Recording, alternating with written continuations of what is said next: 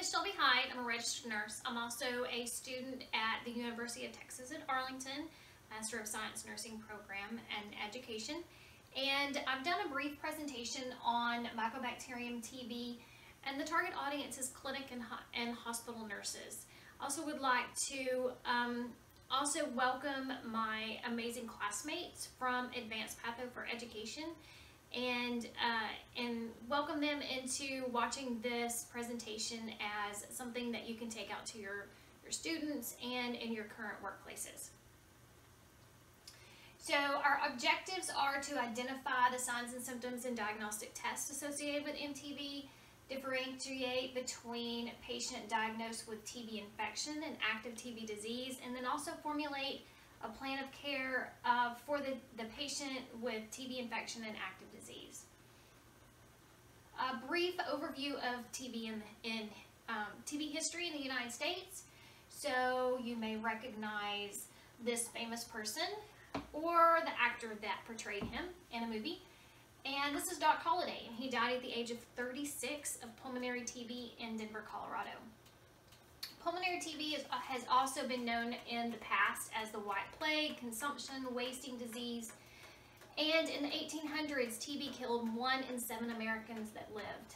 In 1882, Dr. Robert Koch discovered the tubercle bacilli, and antibiotics for tuberculosis were developed in the late 1840s, I think around, or 1940s, I think around 1949. And prior to Dr. Robert Koch discovering the bacteria, tuberculosis was thought to be hereditary. So what is TB? So it's a disease caused by Mycobacterium tuberculosis. It's a bacteria. It usually attacks the lungs. It's transmitted via droplet nuclei in the air, but it can also move to any part of the body and become extrapulmonary TB. Not everyone infected with the Mycobacterium tuberculosis bacilli will become sick as an active disease person. How does it spread? So it's spread through the air from one person to another. When the recipient breathes the bacteria in, it settles in the lungs, can also move to other parts of the body. TB in the lungs can be infectious to other people. If TB settles in other parts of the body, which is what we call extrapulmonary TB, that is typically not infectious unless a surgical procedure is done and makes that area aerosolized. And then people with active TB can spread it to other people, and most likely these people are people they spend the most time with, so duration in the closest proximity, so like in the house. So usually they're household members. TB infection versus active disease. So TB infection. So TB infection is the Mycobacterium TB that lives inside the person, goes into the lungs, it becomes encapsulated in the lungs, the immune system keeps it in check, the person doesn't feel sick, it isn't hurting the host person.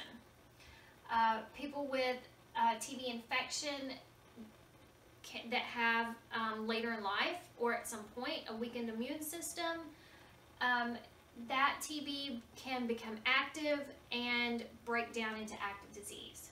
So, important note about TB infection. These patients have no symptoms, they don't feel sick, they are not infectious to other people. They will have a positive TB skin test or blood test or normal chest x-ray. They need to be treated with 1 or more drugs for 3 to 6 months. And I put that on there that way because there are 3 different drug regimens that are what's being used right now per protocol, and they can last anywhere from 3 to 9 months. If patients that have TB infection are not treated, then that could be our future active disease case. So TB infection, active disease, we're going to talk about active TB disease. So this is when the bacteria are actively growing, they're multiplying. The body can't keep it in check anymore. The person with active disease becomes symptomatic and they are infectious to other people.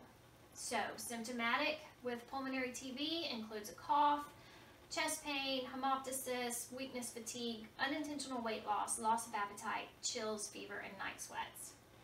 Treatment for active TB begins with a 4-drug regimen. We call it RIPE. It's rifampin, isoniazid, pyrazinamide, and ethambutol, and it lasts typically for 6 to 9 months. That is with regular non-complicated pulmonary TB. Patients with extrapulmonary TB or multi-drug resistant or extensively drug resistant TB can be on medications from 9 months to 24 months. TB infection to active TB. So some people with TB infection are more likely to develop or break down into active TB. That would be HIV infected patients, patients that have converted from a negative TST or T-spot to a positive within 2 years, so that 2 years of becoming infected. Babies and young children, so that's less than 5. Adolescents are also at a higher risk. IV drug users, weakened immune system, elderly, and then people that have received incorrect or incomplete TB treatment in the past. However, most people with TB infection don't develop active disease.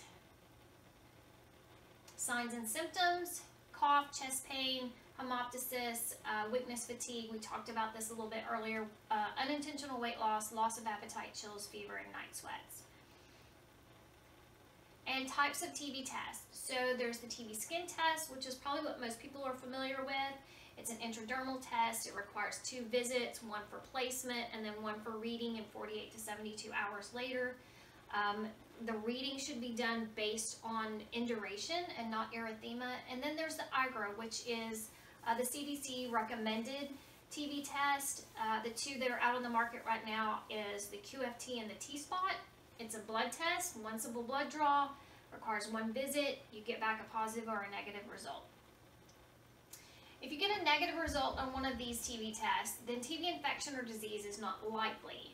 You get a positive, and your patient is infected with the bacteria, but then you have to do more tests to make sure that they don't have active disease. So you want to continue on with your diagnostics to rule out active disease and safely treat for TB infection.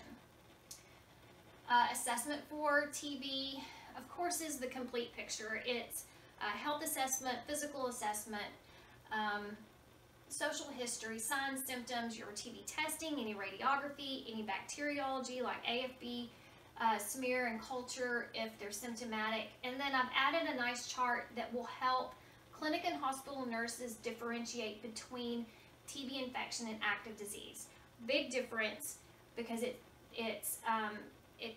separates the infectious patient from the non-infectious patient.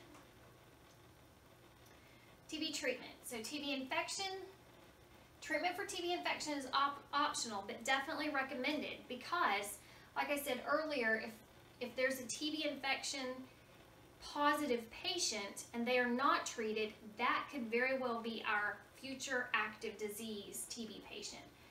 Active TB disease, treatment is not an option, it is mandatory, and in Texas, TB infection is reportable to the state within 1 week, and active TB disease, or even the suspicion of active TB disease, is reportable within 1 day. So, going back to how I started out this presentation and my target group, I truly feel that although public health is out there and their public health nurses are out there and they're working for the good of public health, clinic and hospital nurses are extremely important. You are the first people to see the patient. I want this group of nurses to always consider TB. Keep it in the back of your mind. You have a patient that's currently being admitted to the hospital for pneumonia.